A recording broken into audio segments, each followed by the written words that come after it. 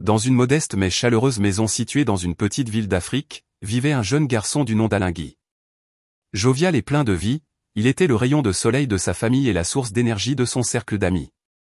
Depuis son plus jeune âge, Alingui nourrissait un rêve singulier et ambitieux, devenir pilote. Tandis que d'autres enfants jouaient à courir dans les champs ou à grimper aux arbres, Alingui passait des heures à contempler le ciel, fasciné par les avions qui traversaient l'horizon. Il s'imaginait déjà aux commandes de ces engins majestueux, survolant les continents et reliant les cultures. Le jeune homme avait grandi entouré d'amis d'enfance, un petit groupe de compagnons inséparables avec qui il partageait rire et confidences. Pourtant, il était évident qu'Alingui se distinguait par son ambition. Contrairement à certains de ses camarades qui vivaient au jour le jour, lui voyait grand, rêvait loin et travaillait dur pour réaliser ses aspirations. Cela ne l'empêchait pas de cultiver des relations profondes avec ses amis, même si le temps qu'il consacrait à ses études empiétait parfois sur leurs sorties et loisirs. La famille d'Alingui était son pilier. Ses parents, bien que modestes, étaient déterminés à soutenir son éducation.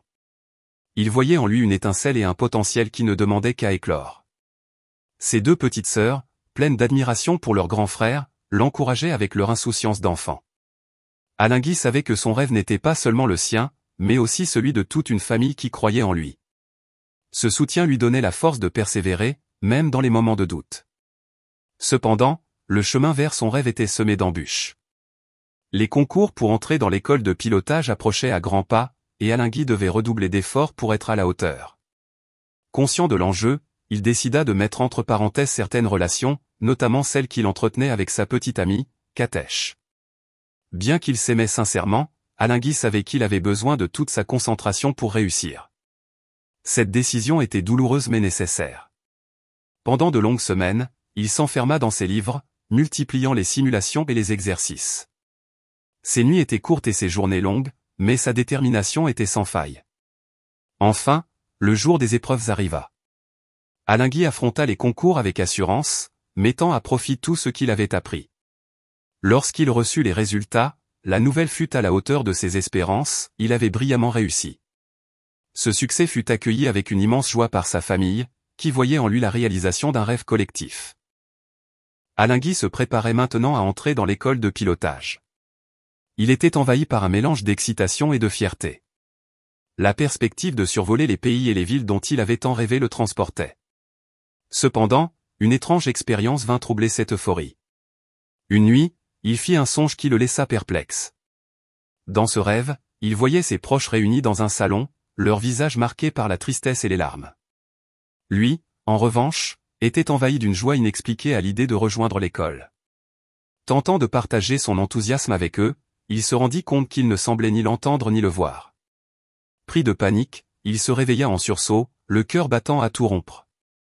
Ce songe étrange resta gravé dans son esprit, mais il choisit de ne pas s'en inquiéter outre mesure. Après tout, il avait des raisons de célébrer. Quelques jours plus tard, il décida de retrouver ses amis d'enfance pour fêter son succès. Ils se retrouvèrent dans une boîte de nuit, un endroit animé où la musique et les rires créaient une atmosphère festive. Alingui, comme à son habitude, était jovial, partageant sa joie et sa gratitude avec ses compagnons. Mais l'insouciance de cette soirée allait bientôt tourner au drame. Alors que la musique et les rires emplissaient la boîte de nuit, Alingui levait son verre, l'esprit empli d'espoir et d'excitation pour l'avenir. Ses amis d'enfance, rassemblés autour de lui, semblaient partager sa joie. Pourtant, dans l'ombre de ses sourires se cachaient des intentions bien plus sombres. Alors qu'il sirotait une boisson offerte par l'un d'entre eux, Alingui ressentit une étrange nausée qui monta rapidement en intensité. Une douleur sourde s'installa dans son estomac, et une sueur froide recouvrit son front. « Tout va bien ?» demanda un de ses amis, mais son ton sonnait creux. Peu à peu, sa vision se troubla.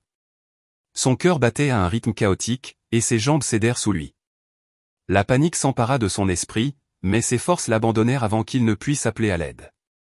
Il s'effondra sur le sol, sous les regards figés des fêtards qui, ignorant du complot, crurent d'abord à une simple malaise. Pendant ce temps, ses amis, les vrais coupables, s'éloignèrent discrètement dans la foule. Le lendemain matin, la famille d'Alingui fut réveillée par un appel tragique. Leur fils avait été retrouvé inanimé dans un hôpital, empoisonné. Le médecin de garde annonça que, malgré les efforts pour le réanimer, Alingui avait succombé à un poison administré de manière subtile mais mortelle. Le choc fut insoutenable. Leur pilier, leur étoile montante, venait de s'éteindre dans des circonstances aussi brutales qu'inattendues.